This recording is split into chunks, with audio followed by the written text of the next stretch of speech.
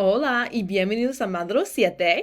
This module and next module are a little bit different because we don't have any homework packets. So this module, we're going to be focusing on vocabulary about different specialties like cardiologists, radiologists, like different specialties within the medical field. And the readings are basically the main thing to focus on is a list of the vocabulary of those different specialties. And then you'll also hear them pronounced here, and you'll need that for the speaking assignment. And then the big thing to be working on in this module and the next module is the field specific project. So again, remember, for this project, you need to find someone to interview. The person you're going to interview is an English speaker who works in the medical field.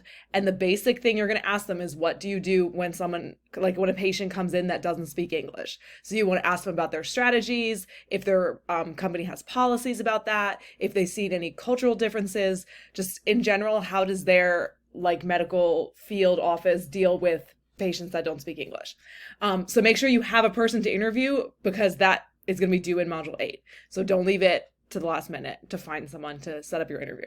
Okay, so like I said, there's no homework packet this week, so just the speaking assignment and the vocab quiz, and both of those things will be focusing on the list of the specialties and the articles that are in the reading. So some information from those articles as well can be on the quiz.